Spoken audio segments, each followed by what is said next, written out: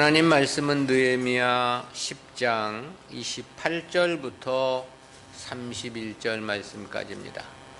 제가 봉독합니다. 그 남은 백성과 제사장들과 레위 사람들과 문지기들과 노래하는 자들과 느리님 사람들과 및 이방 사람과 절교하고 하나님의 율법을 준행하는 모든 자와 그 아내와 그 자녀들 무릇 지식과 총명이 있는 자가 다 그 형제 귀인들을 쫓아 저주로 맹세하기를 우리가 하나님의 종 모세로 주신 하나님의 율법을 쫓아 우리 주 여호와의 모든 계명과 규례와 율례를 지켜 우리 딸은 이 땅 백성에게 주지 아니하고 우리 아들을 위하여 저희 딸을 데려오지 아니하며 혹시 이 땅 백성이 안식일에 물 하나 식물을 가져다가 팔려 할지라도 우리가 안식일이나 성일에는 사지 아니하겠고 제7년마다 땅을 쉬게 하고 모든 빛을 탕감하리라 하였고. 아멘. 오늘은 일반 백성들의 언약 맹세라는 제목으로 말씀을 듣습니다.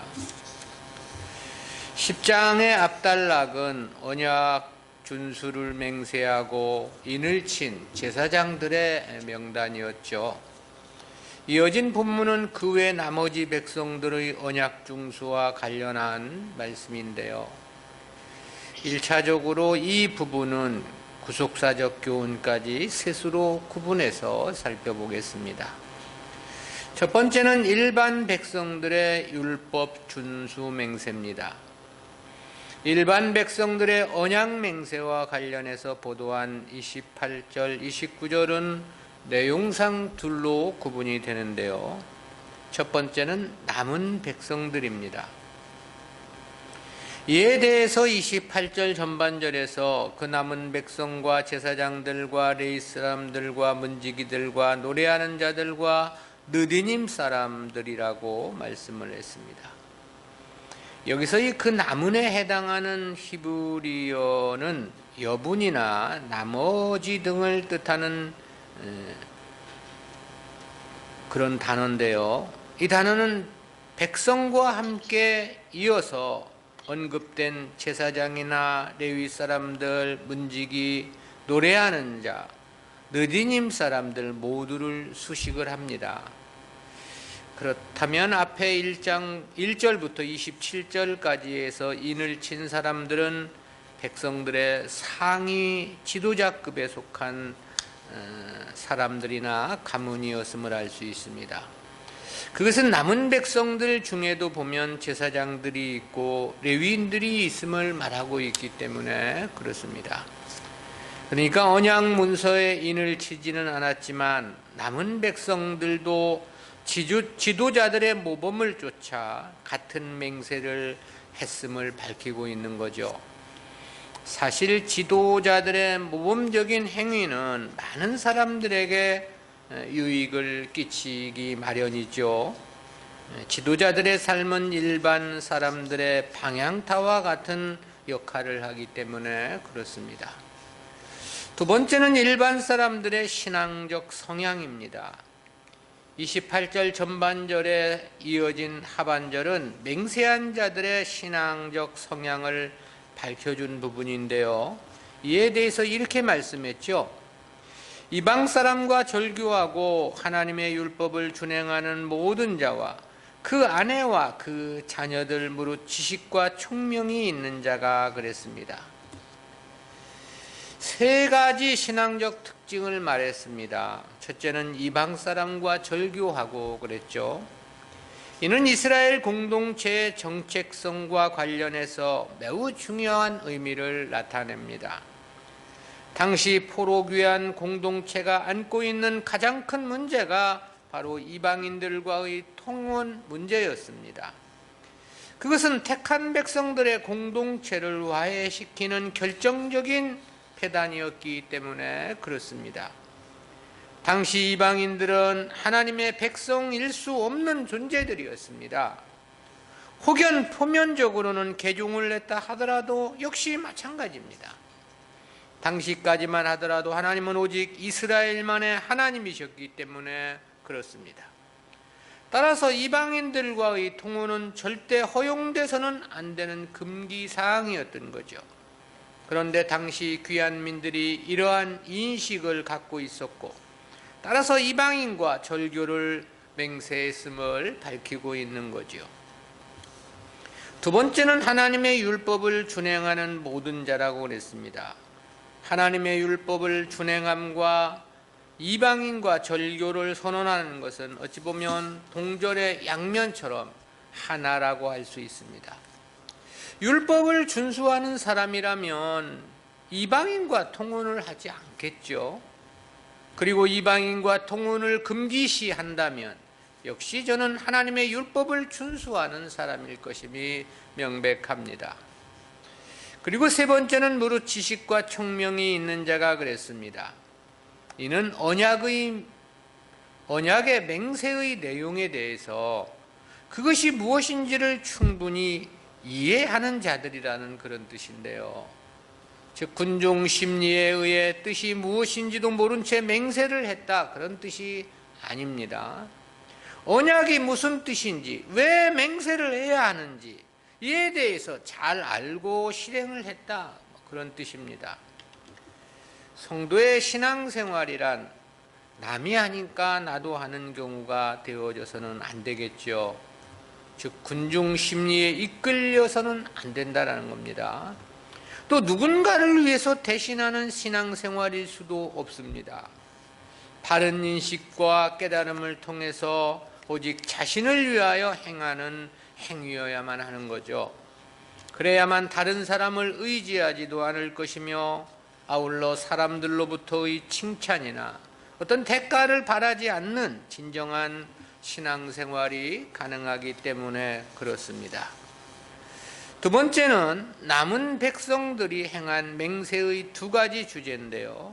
이와 관련해서 29절에서 그렇게 말씀했습니다. 다 그 형제 귀인들을 쫓아 저주로 맹세하기를 우리가 하나님의 종 모세로 주신 하나님의 율법을 쫓아 우리 주 여호와의 모든 계명과 규례와 율례를 지켜. 이 말씀에서 보면 1차적으로는 저주의 맹세를 했음을 말해줍니다.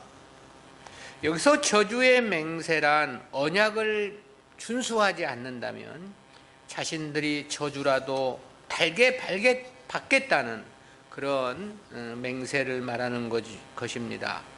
그만큼 율법을 철저히 지키겠다는 뜻의 맹세였던 거죠.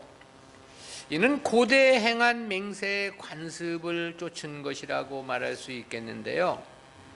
고대엔 특별한 경우 이 짐승을 쪼개놓고 언약의 당사자가 그 쪼개놓은 고기 사이로 지나가면서 맹세를 했습니다. 그것은 맹세를 지키지 않을 경우 쪼개놓은 짐승처럼 죽임을 당해도 좋다는 생명을 건 맹세였던 겁니다. 하나님께서 아브라함에게 자녀를 약속하실 때도 이와 같은 언약의 맹세를 해주신 바 있는데요. 주신다고 약속한 자녀를 쉽게 주시지를 않자 아브라함이 하나님을 의심했던 겁니다. 그러자 하나님은 아브라함에게 짐승을 쪼개놓을 것을 명하셨죠. 그리고 그 쪼갠 고기 사이로 하나님의 임재를 상징한 횃불이 지나가게 하셨습니다. 이를 일명 횃불 언약이라고도 하는데요. 그것은 하나님께서 하나님의 이름을 걸고 하신 맹세였던 겁니다.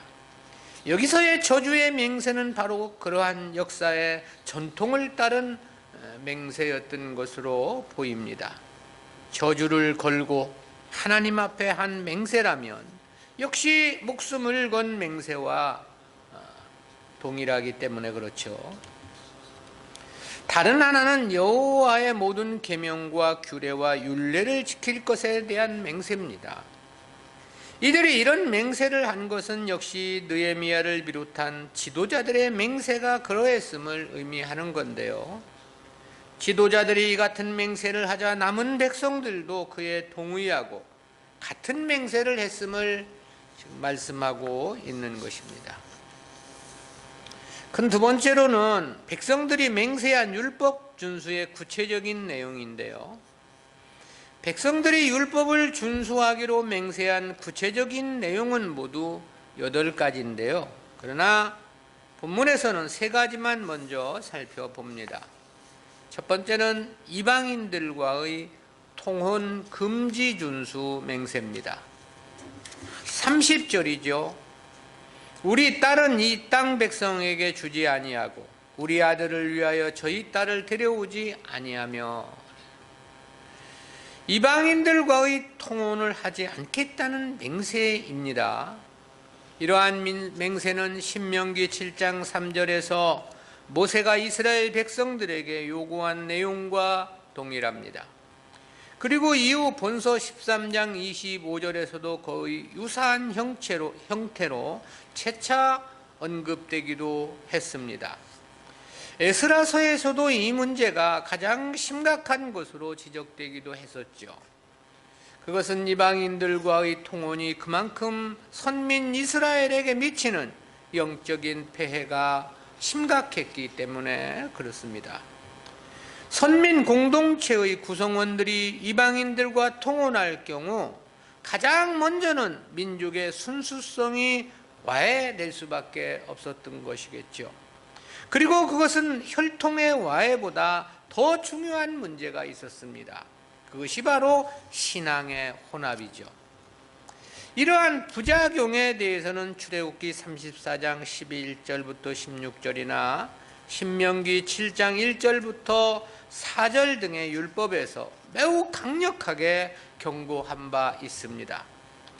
이러한 강력함은 본문의 원문에서도 뚜렷하게 나타나는데요. 원문에 보면 본절에는 로라는 히브리어 부정어가 2번 중복하여 부기되어 있습니다. 근데 이는 히브리어의 부정어 가운데서도 가장 강한 의미를 나타내는 단어입니다. 그럼에도 불구하고 이것이 중복되어 부기가 된 겁니다. 그만큼 강한 부정을 지금 나타내주고 있는 건데요. 즉 어떤 경우에도 다시는 이방인과의 통혼은 불허하겠다는 강력한 맹세였다라는 거죠. 이스라엘 역사에는 이런 통혼 금지가 지속적으로 강조되어 왔습니다. 그것은 이스라엘에게 있어 심각한 죄의 온상이 되었기 때문이죠. 그 대표적인 인물을 꼽으라면 솔로몬을 먼저 생각할 수 있을지 모르겠습니다. 저는 하나님으로부터 전무후무한 부귀와 지혜를 은혜로 받은 인물이었죠. 근데 세월이 흐르자 이방의 왕족이나 유력자의 집안과 통혼을 통해 국가를 강성케 하려는 인본주의적 형태를 취했죠.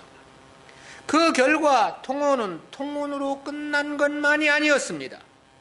결국은 이방 여인들이 섬겼던 우상을 따라 섬기는 악행으로 이어지게 됐던 거죠. 그 결과가 남북 이스라엘의 분열로 이어졌고, 그 결과는 남북 이스라엘이 공의 쇠락의 길을 걷게 되는 근본적 원인이 되기도 했던 것입니다. 통혼과 관련한 통일 이스라엘의 대표적 사례가 솔로몬이었다면 북이스라엘의 대표적 인물은 아합을 생각해 볼 수 있습니다.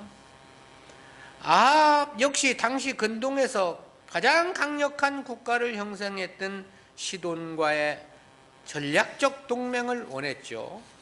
때문에 시돈의 공주 이세벨과 통혼을 했습니다.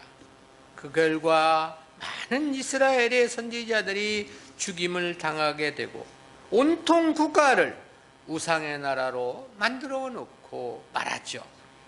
그리고 그 결과 역시 자신도 망하고 나라도 회복 불가능한 쇠락의 길을 갈 수밖에 없었던 것입니다. 이러한 역사적 사실을 지금 귀한민들은 잘 알고 있었던 거죠. 그리고 지금도 귀족들 가운데 자행되고 있는 통혼 문제에 대해서 바르게 간파하고 있었던 것이죠. 때문에 8가지 율법에 대한 맹세 가운데 가장 먼저 이 통혼의 문제를 다루고 있는 것입니다.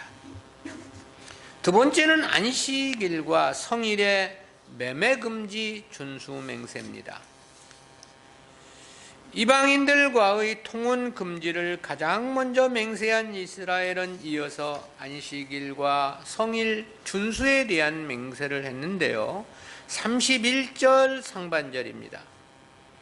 혹시 이 땅 백성이 안식일에 물 하나 식물을 가져다가 팔려 할지라도 우리가 안식일이나 성일에는 사지 않겠고, 이 말씀에서 보면 당시는 안식일에도 이방인들이 예루살렘 성 안으로 들어와 물건을 매매하는 경우들이 많았던 것으로 사료됩니다. 여기서 이 땅 백성이란 이방인 상인들을 가리킨 표현입니다. 사실 당시 예루살렘 안에서는 여러 가지 생필품들의 생산이 충분하지 못했을 것입니다. 그리고 그러한 부족한 생필품들은 이방 사람들과의 교역을 통해서 해결할 수밖에 없었던 것으로 보이죠. 그러다 보니 이방인 상인들의 예루살렘 출입이 잦을 수밖에 없었고, 심지어는 안식일에까지도 그랬던 것으로 보입니다. 그렇다는 것은 뒤에 13장 15절부터 21절의 보도에서 보면 확인됩니다. 거기 보면 이렇게 말씀하고 있어요. 느헤미야 13장 15절입니다. 그때 내가 본즉 유다에서 어떤 사람이 안식일에 술틀을 받고 곡식단을 나귀에 실어 운반하며 포도주와 포도와 무화과와 여러 가지 짐을 지고 안식일에 예루살렘에 들어와서 식물을 팔기로 그날에 내가 경계하였고 그랬습니다. 여지 16절에서는 그렇게 말씀을 했습니다. 또 두로 사람이 예루살렘에 거하며 물고기와 각양 물건을 가져다가 안식일에 유다 자손에게 예루살렘에서도 팔기로. 이처럼 안식일에도 상인들이 예루살렘을 찾은 것은 이스라엘 귀족들이 안식일에도 물건을 사주었기 때문이었겠죠. 이들이 안식일에 물건을 사주지 않는다면 결코 상인들이 안식일에만은 예루살렘을 찾지 않았을 것이기 때문에 그렇습니다. 물론 당시 안식일 개념은 고대 근동 어느 나라에서도 찾아볼 수 없는 것이었습니다. 오직 이스라엘에게만 요구된 하나님의 각별한 율법이었죠. 최초의 안식일 개념은 하나님의 창조와 관련이 있습니다. 하나님께서 6일에 세상 만물을 창조하시고 7일째 되는 날을 안식하심으로 제정된 날이었던 거죠. 그 의미에는 크게 두 가지가 있습니다. 하나는 세상 모든 것은 그 주인이 하나님이라는 의미이고요. 그리고 다른 하나는 영원한 하나님의 나라의 안식 개념입니다. 하나님께서 안식일 규례를 제정하신 것은 하나님 백성들이 이 두 가지 인식을 늘 가슴에 품고 살아가기를 원하셨기 때문입니다. 왜냐하면 그래야만 진정한 신앙생활이 가능하기 때문이었던 것이지요. 세상 나라가 하나님이 주인이 아니라고 생각한다면 그 누구도 하나님 섬김에 성의를 다할 수는 없을 겁니다. 우선 먼저 자신이 살아갈 수 있는 세상의 기본적인 것들을 스스로 완비해야 할 것이기 때문에 그런 거지요. 육신을 가진 인간이 세상을 살아가기 위해서는 최우선적으로 요구되는 것이 이 세상 것이죠. 그러나 이것의 주인이 하나님이라고 할 때 성도들은 일단 세상 것에 대해서만큼은 걱정을 할 이유가 없는 거죠.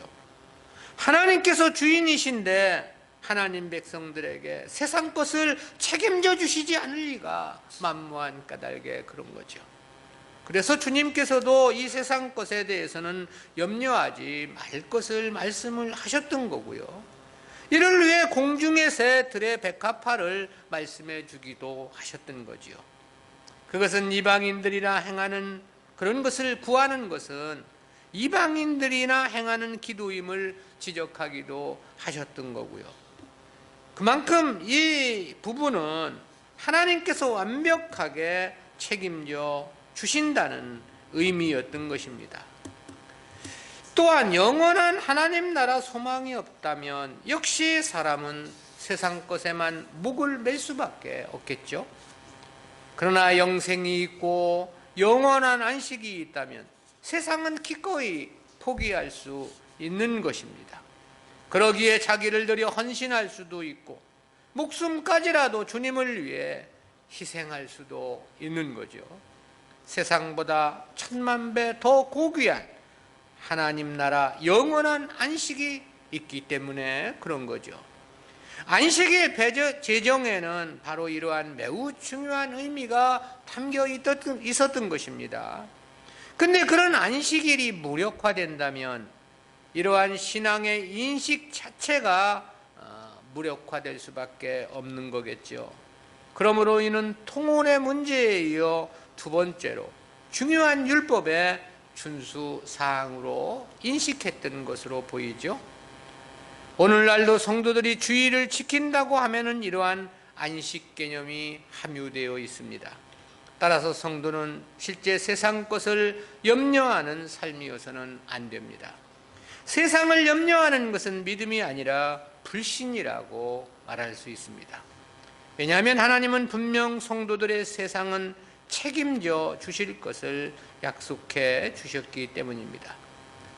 또한 성도의 삶의 목표는 오직 영생의 것이어야만 하겠지요. 하나님께서 자기 백성을 창세전에 택하시고 저들에게 주시기를 원하셨던 복이 오직 하늘의 신령한 복이었기 때문에 그렇습니다. 세 번째는 안식년 준수 맹세입니다. 이방인들과의 통혼과 안식일 준수에 대한 맹세에 이어 세 번째가 안식년 준수와 관련한 맹세인데요. 이에 대해서 31절 하반절에서 그렇게 말했습니다. 제7년마다 땅을 쉬게 하고 모든 빚을 탕감하리라 하였고, 안식년과 관련해서는 두 가지 실천사항을 맹세했습니다. 그중 첫 번째가 안식년에는 반드시 땅을 쉬게 하겠다는 거죠. 그리고 두 번째가 빌려준 돈에 대해서는 안식년에는 모두 면제해 주겠다는 그런 항목입니다.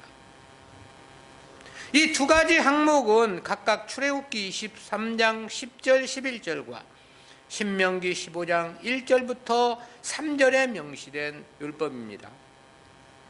율법의 규정대로라면 가장 먼저 안식년엔 먼저 생산 활동을 중단하고 땅을 쉬게 해야만 했었죠. 이는 경제적인 측면에서는 상당한 손해를 감수해야만 하는 것이기도 했습니다. 그리고 땅을 쉬게 했는데 거기서 저절로 생겨진 소산은 궁핍한 사람들이 취할 수 있도록 했었죠. 또 경우에는 들짐승들도 그 혜택을 누릴 수가 있었습니다. 그렇지만 어쨌든 땅의 주인으로서는 한 해 농사를 포기해야 하는 손해를 감수해야만 했던 거죠. 그렇지만 어차피 세상이 하나님의 것이라고 할 때 오히려 이러한 제도는 모두에게 유익한 결과를 가져다 주는 것이라고 말할 수 있습니다. 결국 소출의 많고 적음은 절대적으로 하나님의 주권 범위 안에 있는 것이기 때문에 그런 거죠.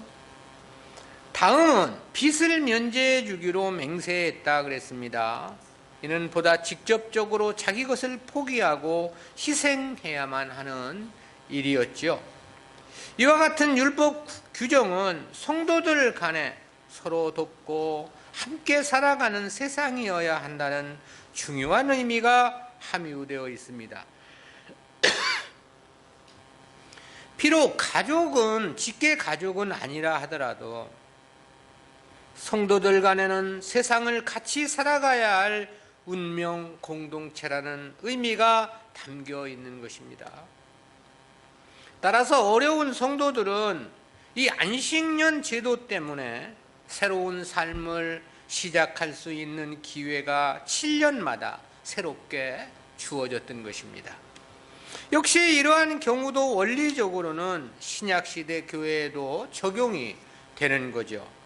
그래서 주님은 1만 달란트 빚진 자와 100데나리온 빚진 자의 비유를 말씀해 주기도 하셨고, 주기도문에서도 형제의 죄를 용서한 것만큼 자기 죄를 용서해 달라는 기도를 말씀하기도 하셨던 것입니다. 성도들 간에는 도움의 대상이지 자기의 이익의 대상으로 삼아서는 안 된다라는 그런 교훈적 의미가 담겨 있는 것입니다. 우리는 이와 같은 말씀을 통해서 두 가지 구속사적인 교훈을 생각해 봅니다. 첫 번째는 하나님 백성들의 삶의 이유와 의미는 오직 하나님 말씀이라는 교훈입니다. 그것은 당시의 언약 맹세가 모세의 율법에 대한 철저한 준수였다는 사실에 함유된 교훈입니다. 이때는 모세가 율법을 하나님으로부터 받았던 시점과는 대략 1000년의 세월의 간격이 있습니다. 그럼에도 1000년 전 모세가 받았던 율법 준수를 맹세한 이유는 무엇인가? 하나님 백성들에게 하나님의 말씀은 영구한 구속력이 있기 때문에 그런 것이죠. 따라서 세월은 1000년이라는 심히 오랜 기간의 흐름이 있었지만 율법 외에 또 다른 규례나 규정이 필요했던 것은 아니었다라는 거죠. 저들은 바벨론에서 새롭게 귀환한 귀환민들입니다. 그렇다 해서 새로운 계명이 필요했던 건 역시 아니라는 뜻입니다. 자신들도 그저 과거 모세를 통해 주셨던 그 율법에 대해 철저히 지킬 것을 맹세하며 인을 치고 있는 거죠. 그렇다는 것은 무엇을 말해주는가? 하나님 백성들이 추구할 의는 오직 하나 하나님 말씀뿐이라는 사실이죠. 삶의 이유와 의미가 그것뿐이라는 뜻입니다. 다른 의미가 있다면 다른 어떤 것을 추가해서 그렇게 하겠다고 맹세를 했겠지만 말입니다. 실로 성도에게 이보다 더 우선되는 것은 아무것도 없습니다. 성도에게 이보다 자기에게 더 유익된 삶도 없는 거죠. 이보다 더 고귀한 가치의 삶 역시도 있을 수 없는 것입니다. 하나님 율법의 철저한 준행은 하나님 섬김의 모든 것이기 때문에 그렇습니다. 교회나 성도가 가장 우선적으로 말씀에 집중해야만 하는 이유이기도 하죠. 모든 신앙의 과정은 말씀과의 관계에서 이루어지고 성립되며 판가름 나는 것이기 때문에 그렇습니다. 두 번째는 교회는 하나님 백성들로만 순결해야 한다는 교훈입니다. 그것은 7가지 맹세 가운데 가장 먼저 이방인들과의 통혼 금지를 맹세했음에서 깨닫는 교훈입니다. 여러 가지 율법 준수에 대한 맹세를 하면서 왜 가장 먼저 이방인들과의 통혼 문제를 이야기한 것일까? 그것은 그 문제가 신앙의 가장 우선순위였기 때문이 아니었겠느냐라는 거죠. 즉 이 문제가 해결되지 않고서는 하나님의 선민 공동체, 교회 공동체의 정체성 확립이 불가능했기 때문에 그랬던 거죠. 때문에 하나님은 창세기 초부터 이와 관련하여 매우 각별하셨습니다. 그것은 홍수 심판에서 보면 그렇죠. 홍수 심판의 직접적인 원인은 다른 죄가 아니었습니다. 바로 하나님 백성들의 통혼 문제가 그 원인이었죠. 그래서 하나님은 그렇게 말씀을 하셨습니다. 창세기 6장 2절 3절입니다. 하나님의 아들들이 사람의 딸들의 아름다움을 보고 자기들의 좋아하는 모든 자로 아내를 삼는지라. 여호와께서 가라사대 나의 신이 영원히 사람과 함께하지 아니하리니 이는 그들이 육체가 됨이라. 그러나 그들의 날은 120년이 되리라 하시니라.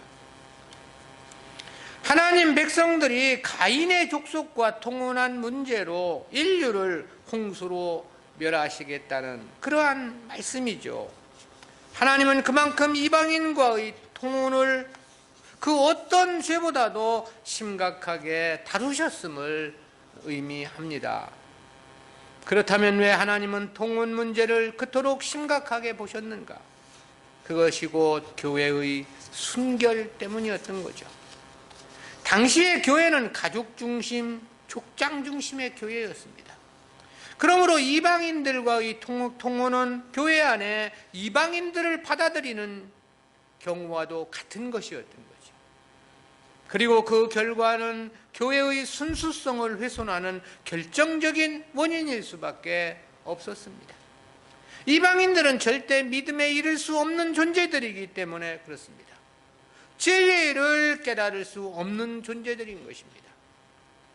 믿음은 본래 하나님이 주시는 선물이라고 말씀하고 있죠. 근데 하나님은 창세전 선택된 자기 백성들에게만 믿음을 허락해 주신다고 말씀합니다. 따라서 이방인들은 아무리 오랜 세월 교회 생활을 한다 하더라도 진리에는 이를 수 없는 것입니다.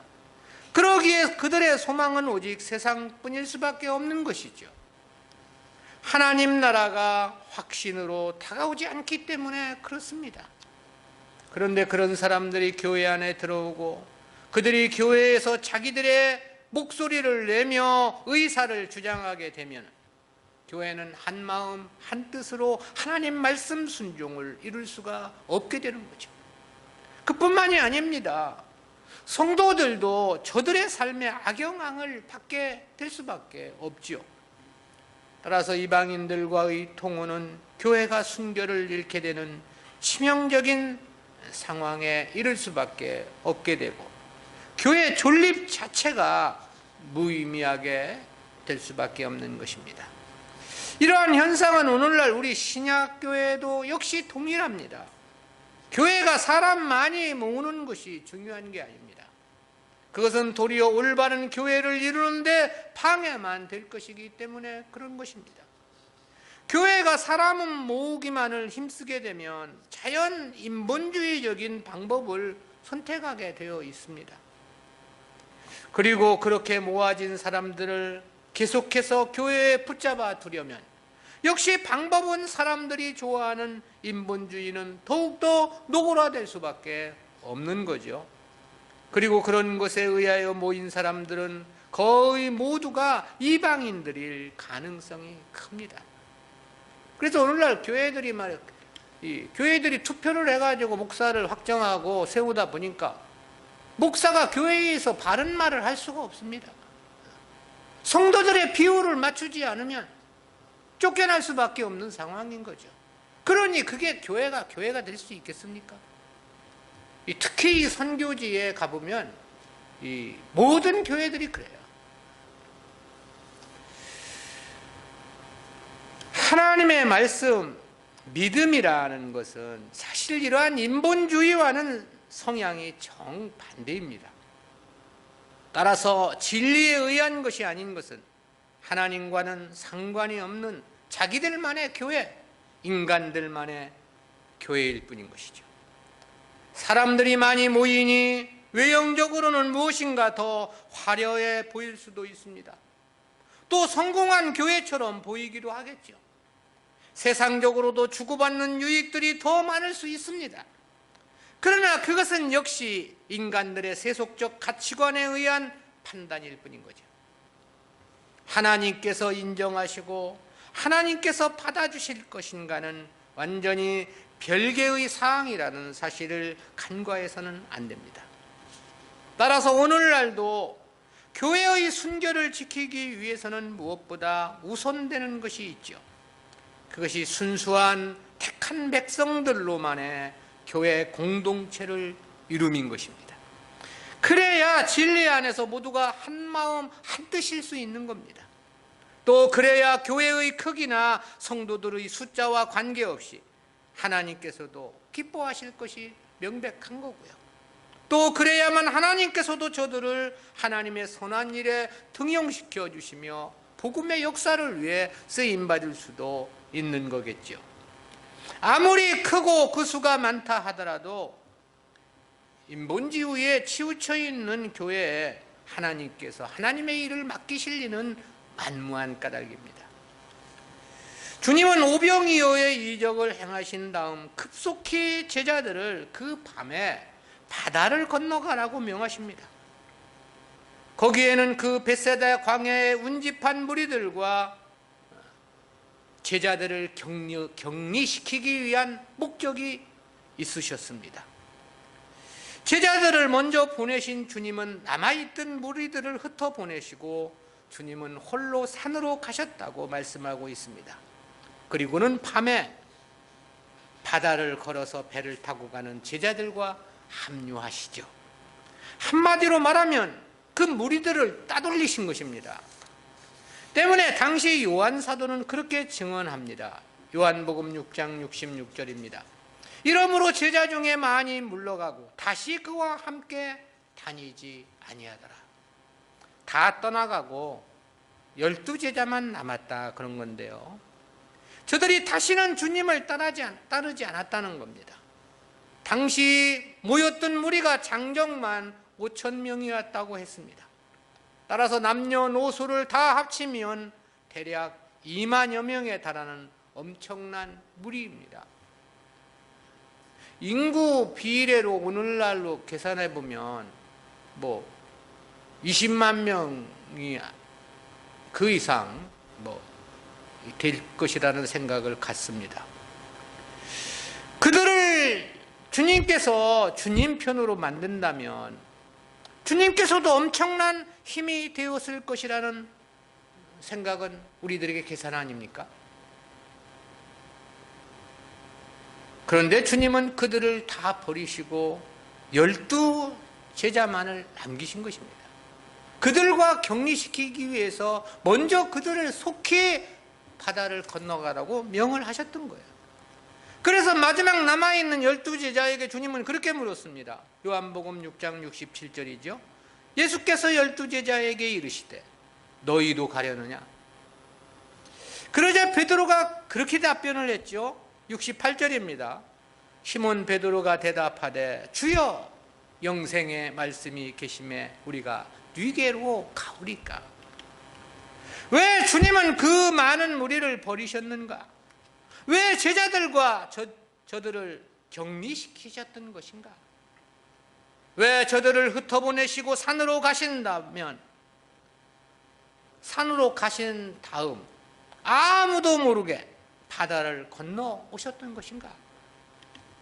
기록된 성경 말씀에서 보면 저들은 주님을 임금 삼고자 했기 때문이었다고 말씀합니다. 주님을 찾은 것이 떡 먹고 배부른 까닭이었다고 지적하고 계시죠. 즉 진리에 의함이 아니라 자기 세상 목적을 위한 것이었기에 주님은 그들과 함께할 수 없으셨던 겁니다. 주님께서 이들을 가르칠 능력이 부족해서 이들이 주님을 떠난 것은 아니었던 것입니다.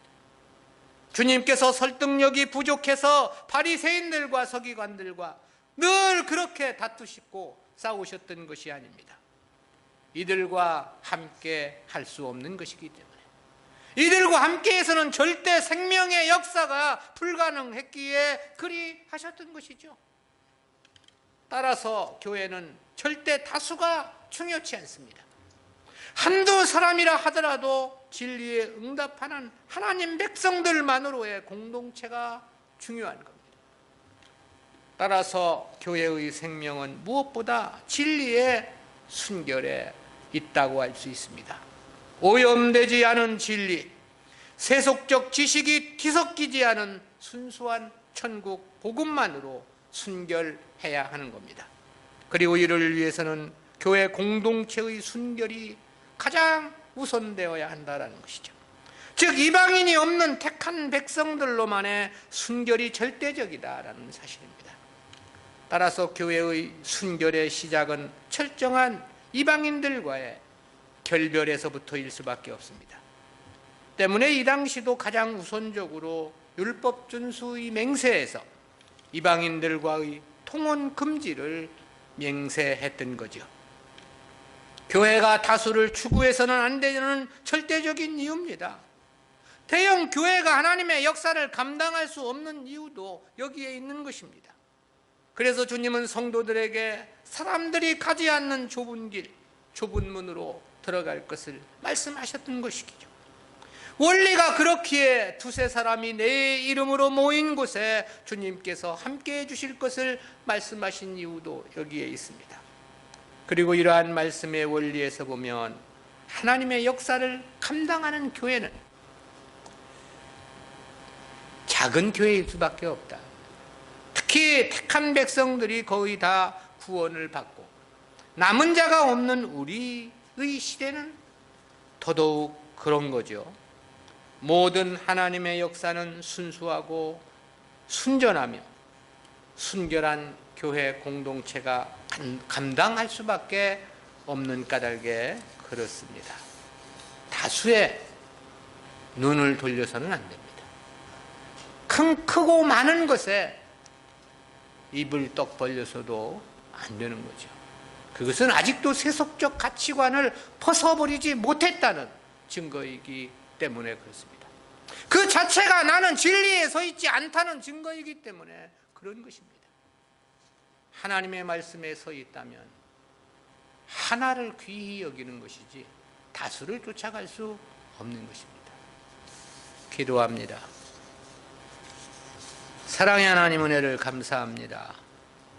오늘도 이스라엘 귀한 민들이 하나님의 율법대로 살기로 맹세했던 그 사건을 돌아보며 우리에게 귀한 말씀 깨닫게 해주심 진실로 감사합니다.